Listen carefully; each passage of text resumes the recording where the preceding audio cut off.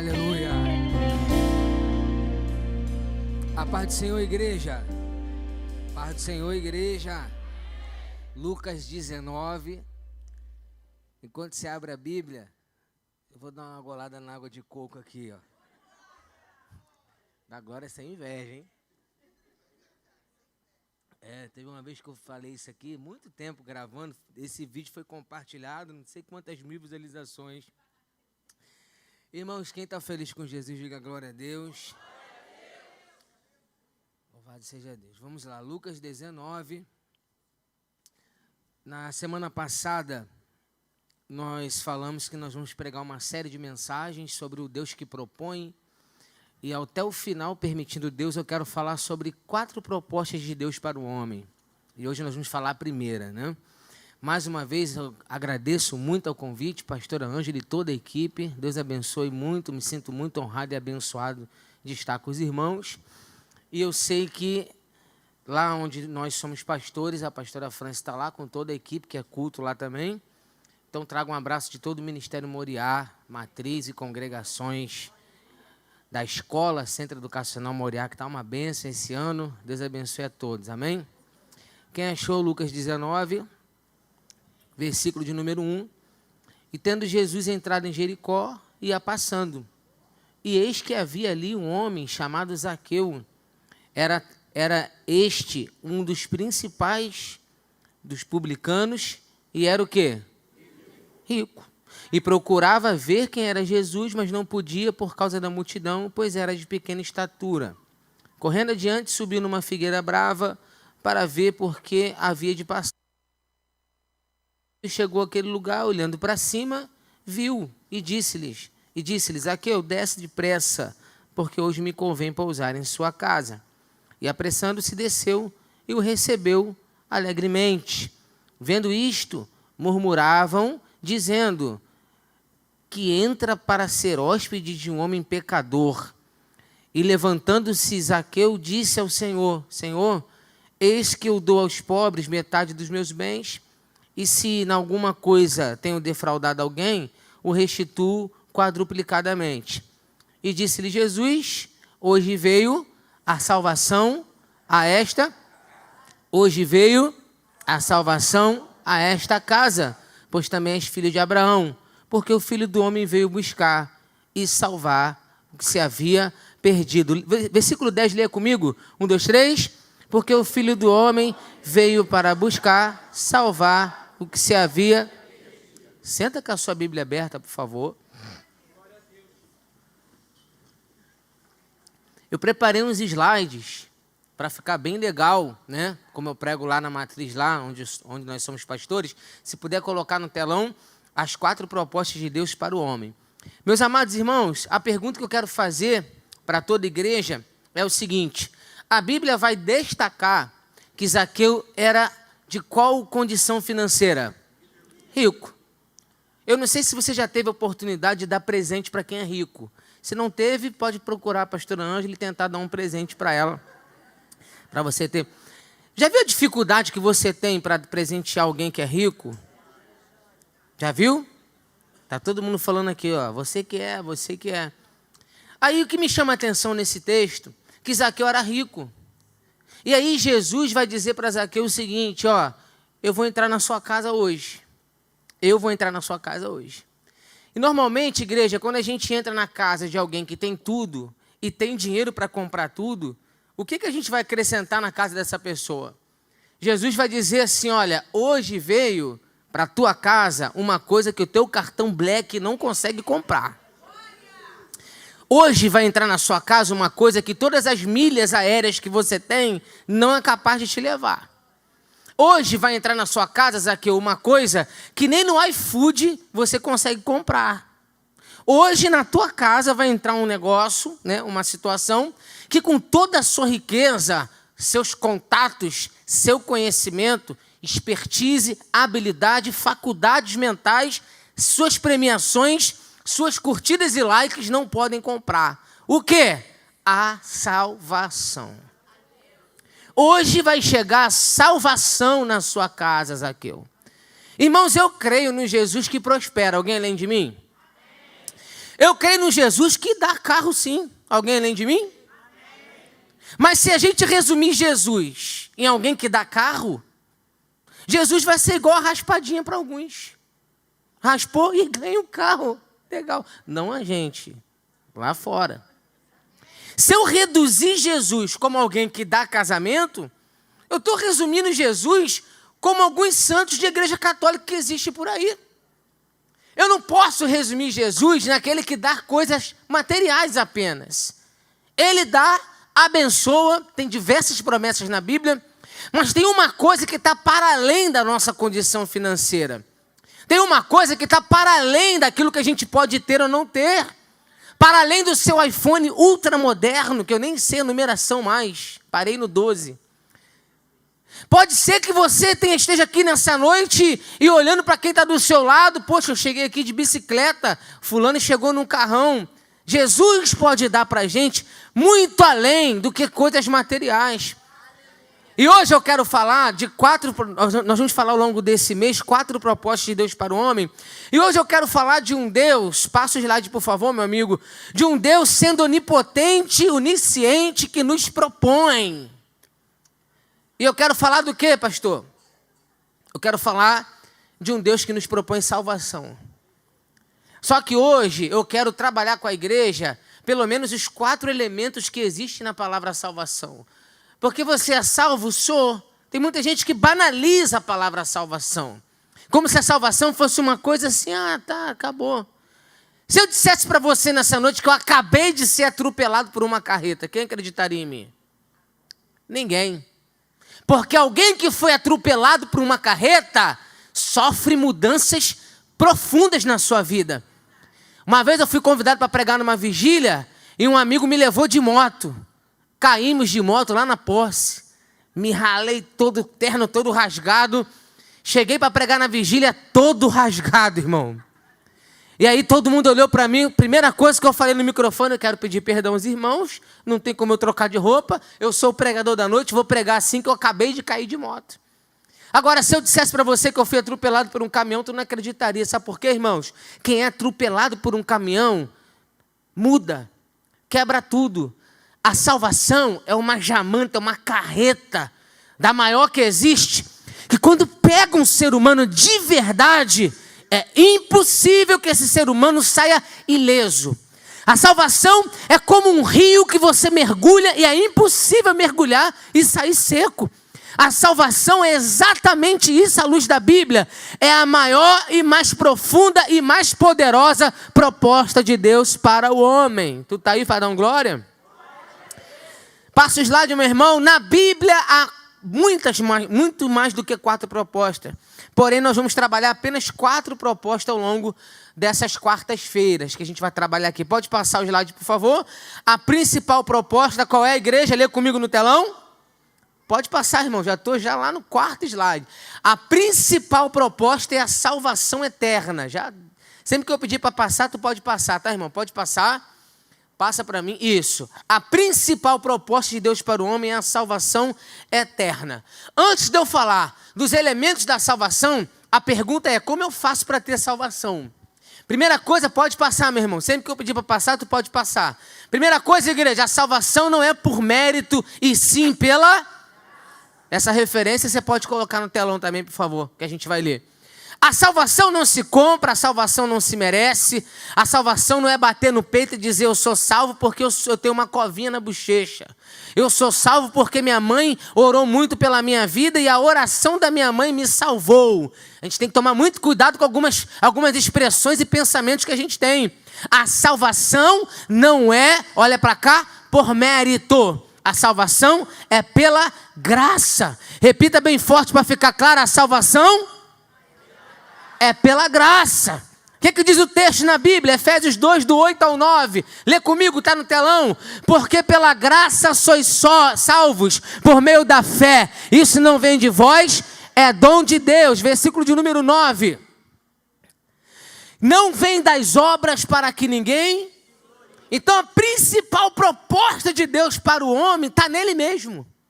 A principal proposta de Deus para o homem se resume numa ação dele mesmo, ou seja, a salvação é uma ação de Deus para com a humanidade. Graça é favor imerecido. Então segura essa aqui para você entender onde eu quero chegar. Tudo que eu vou pregar aqui agora, que está dentro da salvação, não se compra. Os 4 elementos que eu vou pregar aqui agora, que está dentro da salvação, não se conquista por méritos. Tudo que eu vou falar aqui agora vem de Deus, por amor e graça. Você está aí para dar um glória ou foi para casa?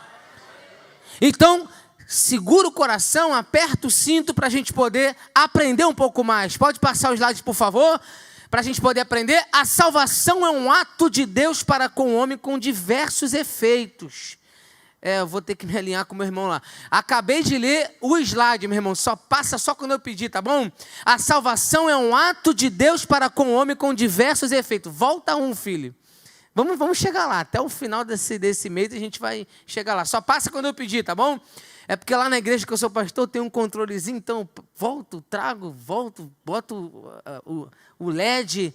Tem que ver, irmão. Eu me sinto naquele controle lá. Mas aqui a gente vai ter que se amarrar e se ajeitar. A salvação é um ato de Deus para com o homem com diversos efeitos. Eu gostaria que você entendesse, eu vou fazer uma analogia para você entender, que talvez você está sentado aqui e não é crente, ou está afastado, e está olhando para um lado e para o outro, e está esperando uma bola de fogo, está esperando uma asa ou uma pena de anjo cair em cima de você para crer, porque eu faço parte de uma geração que muitas das vezes quer ações sensoriais no culto, quer tocar em alguma coisa, quer ver, mas a salvação, eu gostaria de comparar a salvação como uma sala de quimioterapia, por exemplo. Quando você vê alguém fazendo quimioterapia, tu não sente a radiação, tu não toca, tu não vê, mas ela está penetrando naquela pessoa. E ela sai da sala de quimioterapia, aparentemente, ilesa, não aconteceu nada, alguns enjoos, mas conforme a quimioterapia vai avançando, os efeitos começam a vir de dentro para fora. Porque a quimioterapia não é uma embalagem que se coloca no doente, mas é o quê? É uma infiltração no organismo, é lá dentro. E depois que vai entrando, vai saindo os efeitos, vai acontecendo mudanças externas com o efeito daquilo que acontece internamente. A salvação não é Deus pegar um pecador e maquiar ele. A salvação não é Deus pegar um viciado e embalar, botar um lacinho na cabeça dele. A salvação não é Deus pegar um mentiroso e dar um banho nele de ouro e colocar ele vestido com uma marca de roupa. A salvação não é um efeito, não é uma ação externa, um efeito mero externo que Deus faz para maquiar o ser humano. A salvação não é um salão de beleza que muda seu cabelo. A salvação não é um consultório de plástica que muda o seu nariz. A salvação é uma ação de Deus na alma do ser humano que a Bíblia vai chamar de nascimento de novo, o nascer de novo. Quem está aí para dar um glória? Para você entender, a Bíblia compara a salvação com nascer de novo. É como a sua mãe engravidar novamente, você vir ao mundo novamente e reaprender tudo.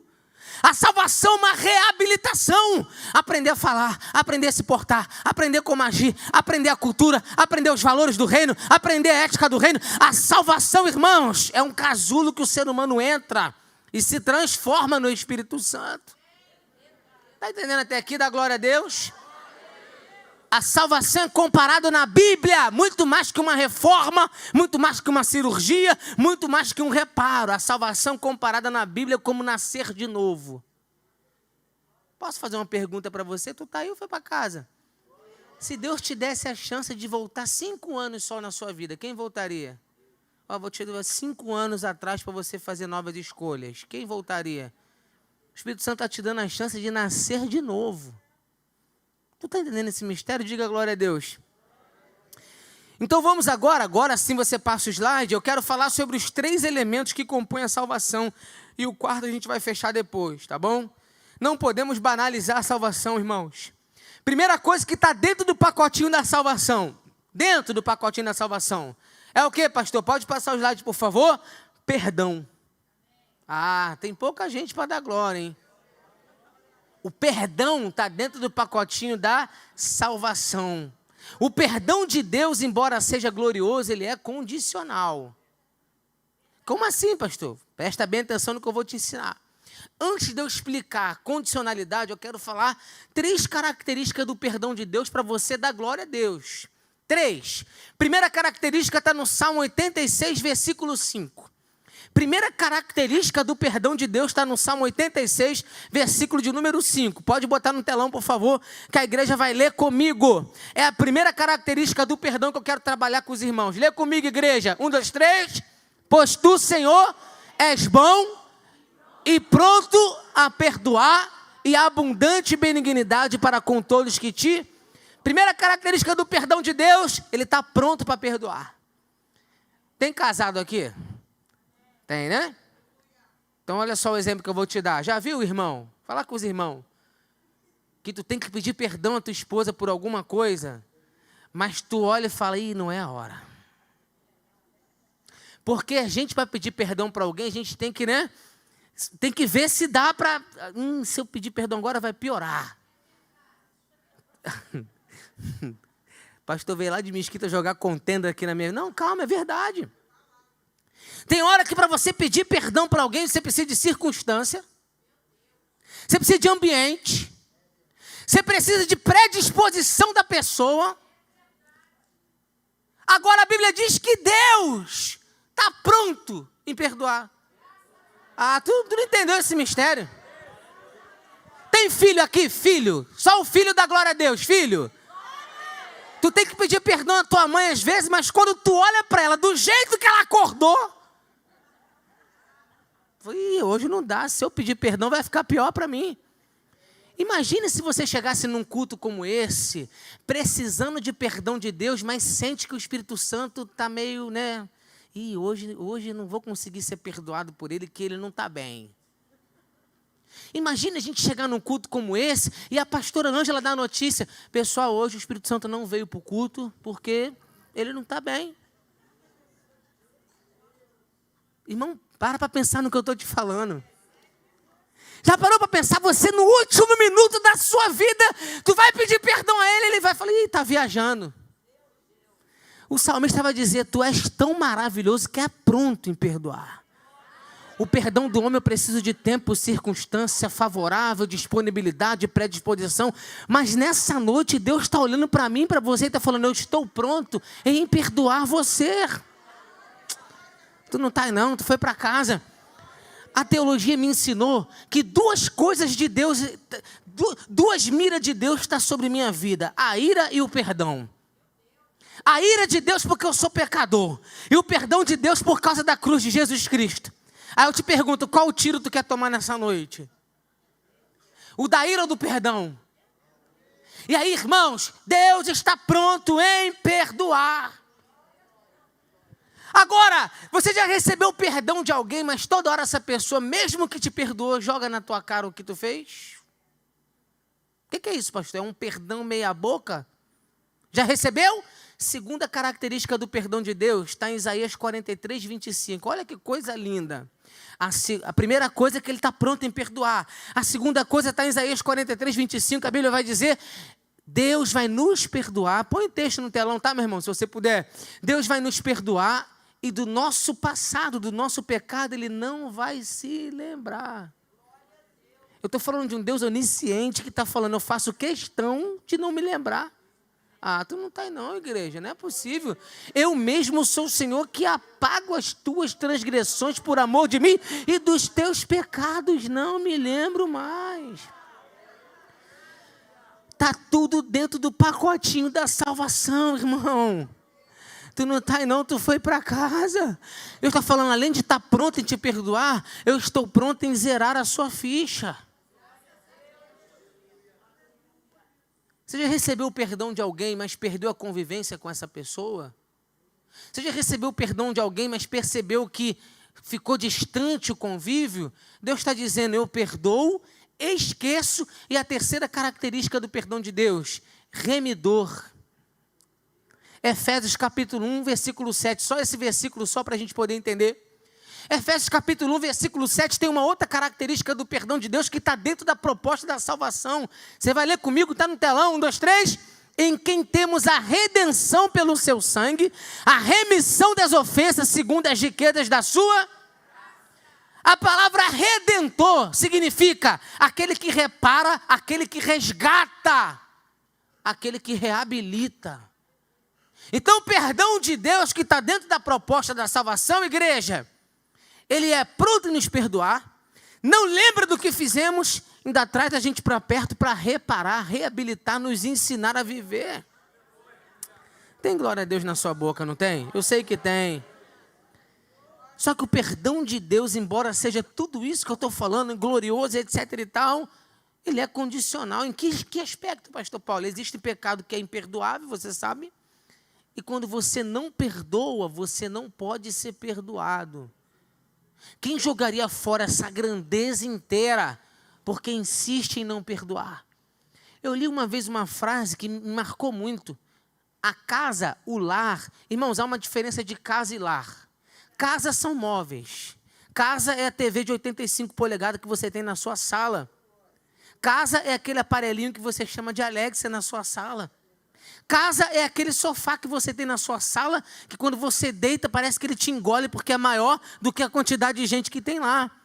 Lar é constituído de gente, pessoas, seres humanos. E acredite no que eu vou dizer, é a frase que eu li: um lar é igual a um deserto. Deserto é um lugar de temperaturas instáveis. De dia muito quente, à noite muito frio. Deserto é lugar de morte, mas também é lugar de vida. O lar, a casa de alguém. Você que é solteiro e quer casar, e está olhando para a sua casa: minha mãe é chata, meu pai é chato, quando eu casar vai ser tudo diferente. Alguém conta para ele ou a senhora conta, pastora? Pode contar depois? Me livra dessa? Porque tem gente que convive numa casa e parece que quer que todo mundo seja anjo. Ninguém pode errar contigo. Ninguém pode falhar contigo, ninguém pode te contrariar, porque fica de mal, não quer perdoar, aí fica brigado, aí não quer falar. Aí eu quero te dar uma notícia: quem não perdoa, disse Jesus, não será perdoado. O ser humano é assim, irmãos, a gente erra, a gente falha, principalmente em alguns períodos do mês. Atenção, mulheres, para dar um glória aí, para dar uma ajuda. Mas a gente convive hoje com o senso da perfeição, de tal maneira que dentro da nossa própria casa a gente não pode chorar. Dentro da nossa própria casa a gente não pode dividir uma angústia, não pode dividir uma dor. Irmão, deixa eu te falar uma coisa: dentro da sua casa, por mais que haja desentendimentos em algum momento, a Bíblia diz: não deixe o sol se pôr sobre a sua ira. O que é o sol se pôr sobre a sua ira, irmão? Significa que durante o dia pode ter o pau quebrado, mas em algum momento tem que cessar. Ah, tu não está aí não, tu foi para casa. Eu estou falando que a salvação de Deus traz consigo o perdão, e esse glorioso perdão tem condições. Eu vou dizer para você sem medo de errar, irmão: quem não perdoa, não experimenta o perdão de Deus. E se Deus me deu esse tópico aqui, Ele não está falando com aquele relógio gigante que está lá. Ele está falando com alguém aqui. Libera o perdão. Pastor, mas ele não mudou. O perdão não tem a ver com a mudança do outro, tem a ver com a sua mudança. Perdão não tem a ver com o merecimento do outro, tem a ver com a sua essência. E não com a essência alheia. Tu está aí, irmão? Shakespeare já dizia: não perdoar alguém é tomar um copo de veneno e querer que o outro morra. O próprio Jesus está dizendo na palavra dele, Mateus capítulo 6, do 14 ao 15: se vós não perdoardes aquele que vos ofende, vosso Pai Celestial não vos perdoará. A salvação traz o pacotinho do perdão, mas o perdão traz consigo responsabilidades. Pastor, tu não sabe o mal que me fizeram. Eu sei o fruto do Espírito que pode ser brotado em você, que é a benignidade. Eu já contei lá na igreja, não sei se eu já contei aqui, que eu sempre esqueço se eu já contei aqui ou não. Mas uma vez um pai passeando com um filho na beira de um rio, tinha um escorpião se afogando. E o pai pega uma folha de uma árvore e vai salvar o escorpião. E o escorpião tenta picar a mão do pai, e o filho olhando. O pai solta a folha e o escorpião volta a se afogar. Novamente o pai pega a folha da árvore e tenta salvar o escorpião. Pela segunda vez o escorpião tenta picar o pai. O pai solta a folha e o escorpião volta a se afogar. Quando o pai vai tentar salvar o escorpião pela terceira vez, o filho vai dizer, pai, aí não, pô. Aí tu tá dando mole. Tu não tá vendo que ele quer te picar? E tu ainda quer salvar ele? Resposta do pai para o filho foi, a essência do escorpião é matar. A minha é salvar. Eu não posso perder a minha essência porque alguém está amargo. É por isso que o fruto do Espírito habita em você. Benignidade, bondade, alegria, mansidão. Eu não estou desmerecendo a sua dor. Eu estou potencializando o Espírito que habita em você. Eu não estou desmerecendo o seu trauma. Eu estou potencializando. Porque esse mesmo trauma pode ser a mudança de chave para o teu próprio bem. Perdão, irmãos, é necessário. E a salvação nos traz perdão. Tu tá aí, eu fui para casa. Segunda coisa que está no pacotinho da salvação, irmãos. Aquele relógio lá está certo, pastor Ângelo? Meu pai. A salvação que Jesus propõe a Zaqueu trouxe perdão. Todos nós passamos pela casa do perdão. Todos nós. Mas a segunda coisa que a salvação traz, aí está no slide de novo, meu irmão. A salvação traz comunhão. Isso é maravilhoso. Pode passar o slide. E aí eu estava mostrando para o meu irmão ali, meu pastor, que a palavra de oferta tem tudo a ver com esse tópico. Porque comunhão, irmão, fala de presença. E o Salmo 23 é um salmo que fala de presença. Percebeu que o Salmo 23 tem vale da sombra da morte, mas tem presença? Percebeu que o Salmo 23 tem mesa cheia de inimigos, mas tem presença? E o salmista chega a dizer, ainda que eu passe, não temerei mal algum. Por quê? Por quê? Porque tu estás comigo. Uma das características da ovelha é justamente essa. Ela não consegue se manter sozinha. A presença do pastor é a razão dela comer. A presença do pastor é a razão dela beber. A presença do pastor é a razão dela se defender, porque ela não consegue se defender. A presença do pastor é a razão dela ser curada, porque a ovelha tem várias doenças nos seus olhos. E se uma mosca pousar no focinho dela, uma determinada mosca, dá bicho, ela não consegue enxergar, fica fétida, fica podre. A presença do pastor inibe a mosca.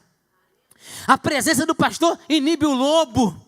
A presença do pastor inibe a fome. A presença do pastor inibe a sede. Eu não sei se você está entendendo que pastor é esse, irmão. A presença de Jesus é o pão da vida. A presença de Jesus é a água que jorra para a vida. A presença de Jesus é a ausência do lobo que veio para matar, roubar e destruir. O Salmo 23 não fala de bens. O Salmo 23 não fala de coisas. O Salmo 23 não fala de molezinhas, porque tem vale. O Salmo 23 não fala de amizades, porque tem inimigos. Mas o Salmo 23 potencializa a presença. Quem está aí para dar um glória com essa palavra?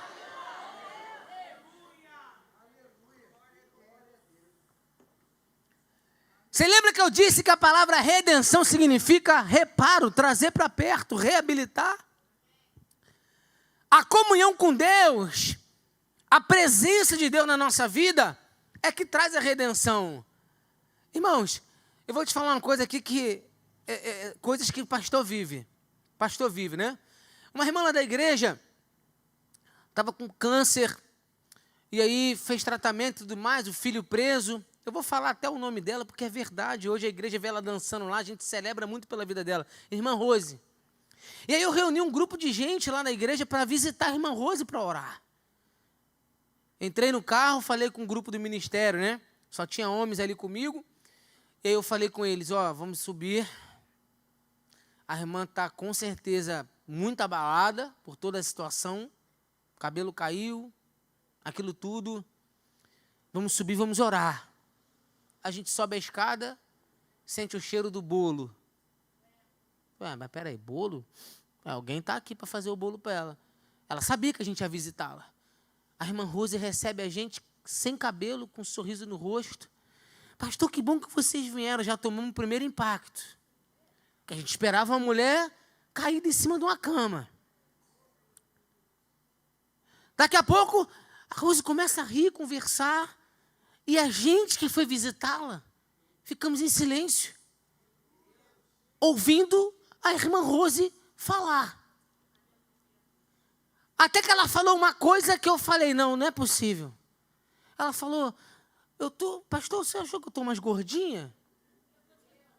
Eu falei, sim, eu pensei que a senhora está mais magrinha. Então, acho que a quimioterapia me fez bem, quando eu ganhei até uns pezinhos, estou me sentindo até melhorzinha. Irmãos, a gente começou a chorar no lar. Chorar. Por quê? Porque aquela mulher tinha tudo, absolutamente tudo, para estar na fossa. Eu acho que qualquer psicólogo ou psiquiatra, com todo respeito à profissão, porque eu lá na igreja tem atendimento para quem precisa, eu acho que qualquer psicólogo, psiquiatra, psicanalista ia olhar para aquela mulher, ia tentar encaixar ela nas fórmulas do psiquismo humano, e ia dar tudo errado. Aquela mulher estava de pé, e naquele dia o Espírito Santo falou não só comigo, mas com todo mundo que estava ali, presbítero e evangelista. O que a presença de Deus não faz na vida de alguém? Tu não está aí, tu foi para casa. Eu não estou dizendo que a dor não vai vir. Eu não estou dizendo que a angústia não vai vir. Eu não estou dizendo que as noites difíceis não virão.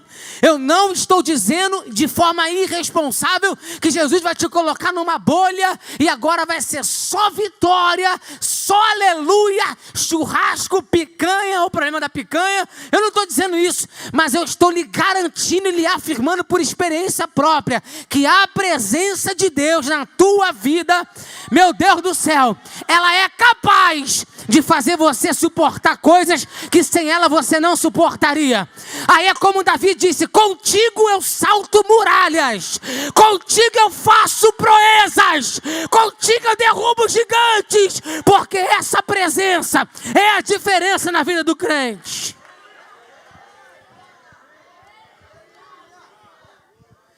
E essa presença chamada comunhão só é possível por causa da salvação. Não é dom, é salvação que traz comunhão. Tu entendeu esse mistério? A comunhão com Deus não se transfere. Eu vou passar o paletó em você, esquece isso, que isso é bobeira. A comunhão com Deus não se transfere. Eu vou encher a boca de água, eu vou cuspir em você e tu vai ser cheio da comunhão. Isso é história pura. A comunhão com Deus, ela não é isso que você vê por aí. A comunhão com Deus, irmãos, é muito além. Eu quero ler com toda a igreja, para você dar aquele glória a Deus. Colossenses capítulo 1, do 13 ao 14. Toda a igreja vai ler comigo para a gente dar aquele glória a Deus com força. Colossenses capítulo 1, versículo do 13 ao 14. Porque a salvação nos traz comunhão com Deus. Quando estiver no telão, vocês me avisam aí, por favor, tá bom? Colossenses capítulo 1, versículo do 13 ao 14. A Bíblia vai dizer assim, igreja. Ele nos tirou. Ah, tu não tá aí não. Lê comigo com força. Ele nos tirou.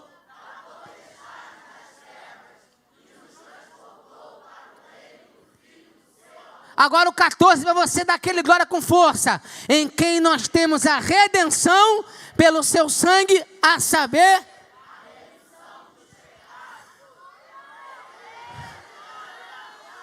Aleluia! Nos transportou.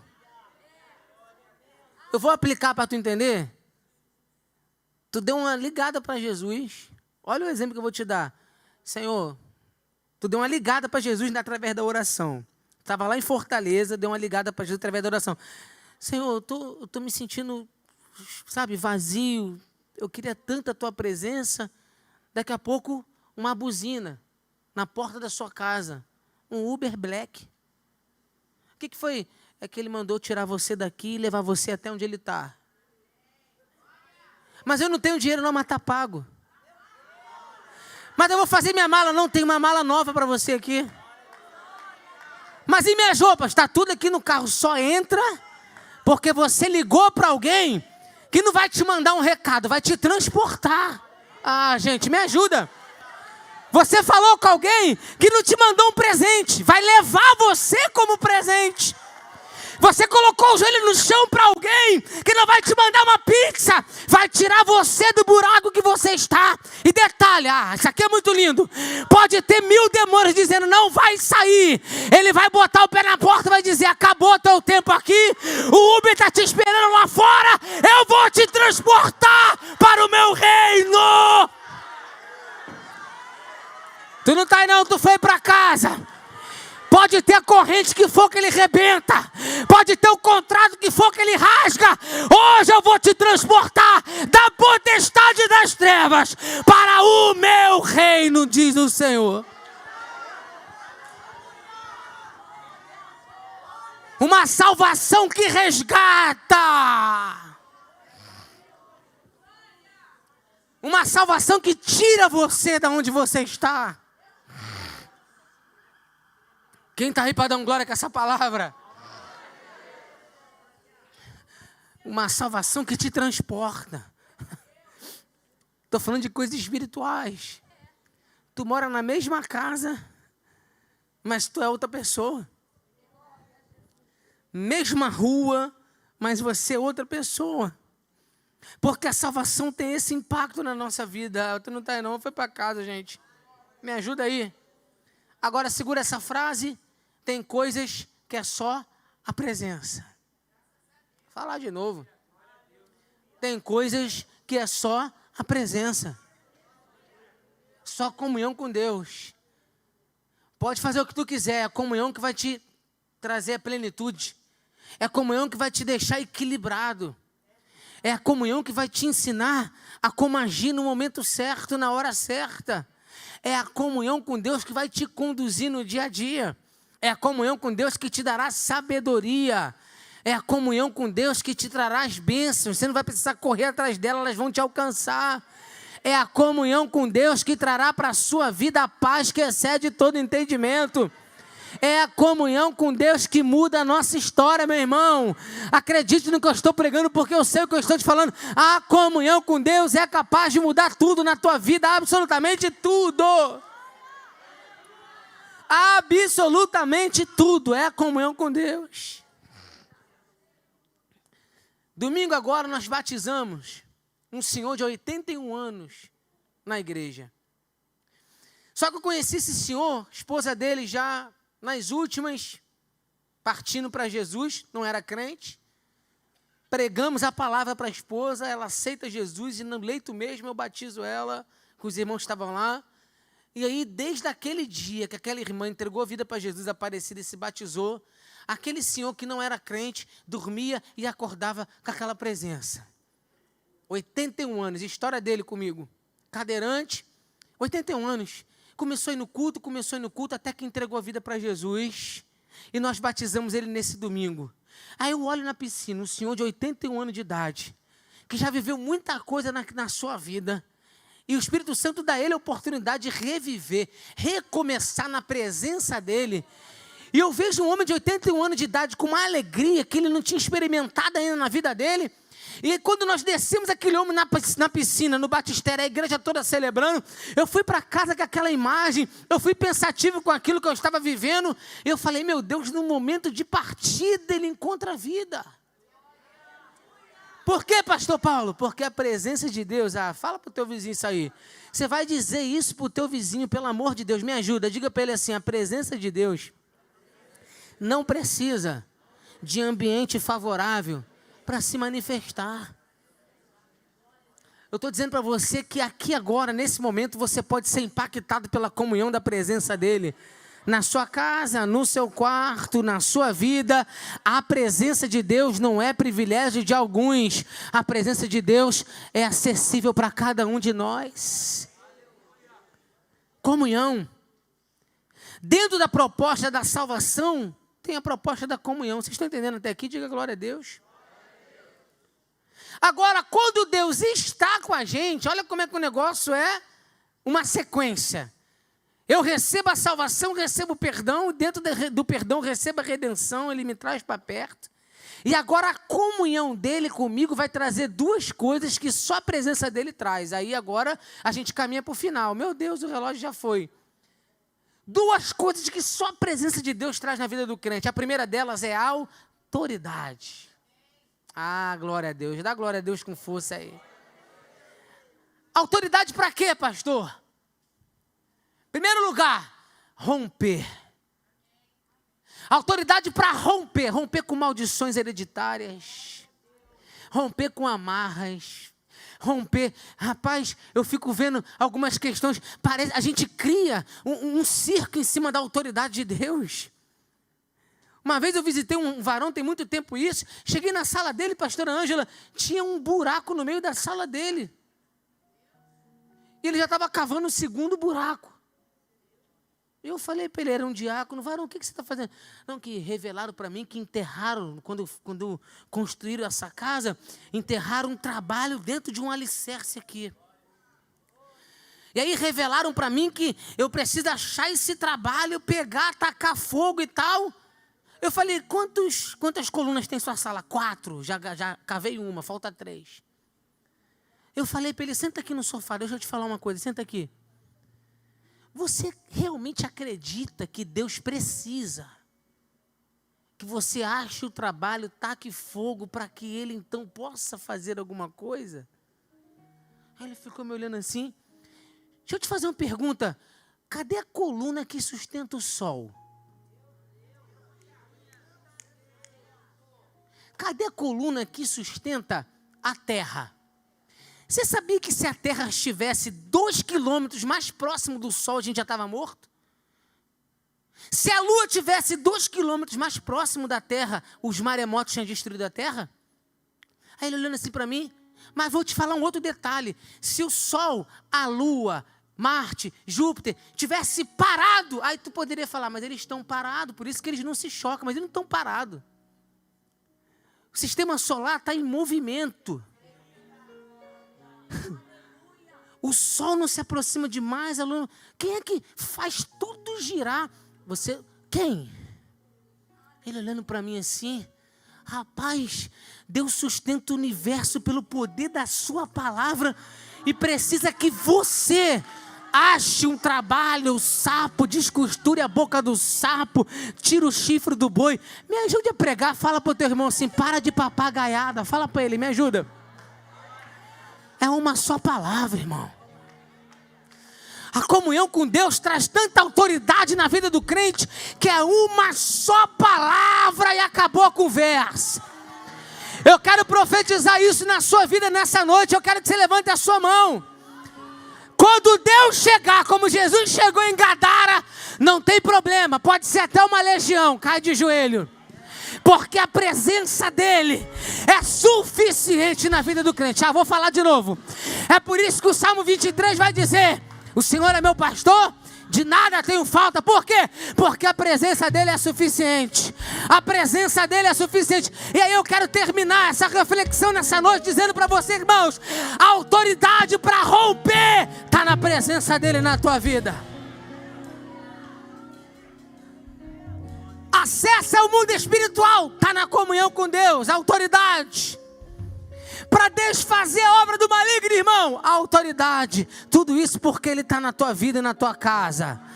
Levanta a sua mão e dá glória a Deus. E eu termino essa reflexão de hoje, por quê, pastor?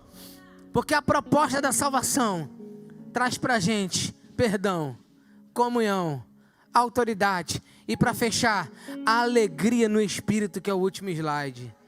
Isso só a salvação traz, irmãos. Tem glória a Deus na sua boca aí.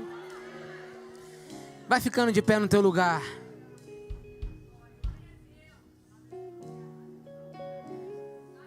Salmo 51, 12. Outro rico vai fazer uma oração, Senhor. Torne a dar-me o quê? A alegria da tua salvação. Porque a salvação traz alegria na vida do crente. Mateus 13, 44, para fechar. Jesus conta uma parábola muito interessante. Um homem acha um tesouro no terreno. E ele fica tão feliz, o versículo diz, Jesus falou, ele fica tão feliz que ele vende tudo que ele tem para ficar com aquele terreno. E assim é o reino dos céus.